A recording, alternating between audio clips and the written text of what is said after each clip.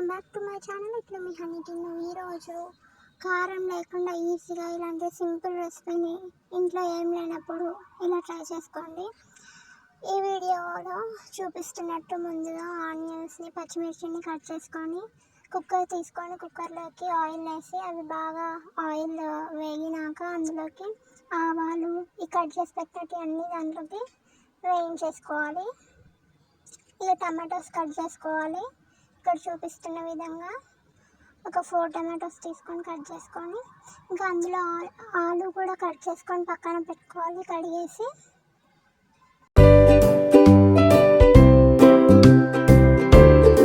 మధ్య మధ్యలో ఇలా ఈ ఆనియన్స్ ఇవన్నీ ఇలా కలుపుతూ ఉండాలి.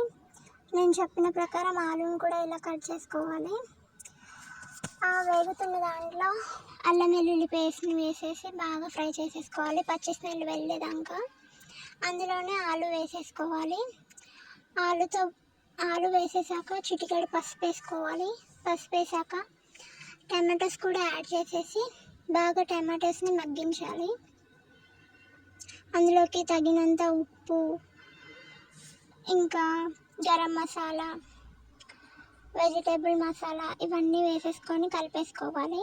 కొబ్బరి పౌడర్ కూడా మర్చిపోకుండా వేసుకోవాలి. అవన్నీ వేసుకొని మిక్స్ చేసేసుకోవాలి.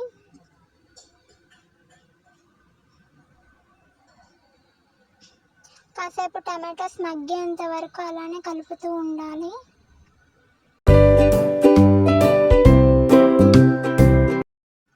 అంతలోపు మనము ఈ స్టవ్ని కూడా క్లీన్ చేసేసుకున్నాము. అందులోకి ఒక 2-3 మగ్స్ వాటర్ వేసేసుకొని అందులో మనం వాటర్ వేసేసుకున్నాక సాల్ట్ అనేది తగ్గుతుంది కాబట్టి మనకి ఎంత సాల్ట్ సరిపోయిందో లేదో చూసుకొని మళ్ళీ సాల్ట్ అనేది వేసుకోవాలి. ఇక్కడ మాకు సరిపోలేదు, మళ్ళీ వేసేసుకున్నాము. ఇక పక్కన నానబెట్టిన బియ్యంని తీసేసుకొని ఆ నానబెట్టిన బియ్యంని మనం ఈ బాయిల్ అయిన వాటర్లోకి వేసేసుకోవాలి. వేసేసుకొని ఒకసారి కలిపేసుకొని లిడ్ అనేది పెట్టేసుకోవాలి.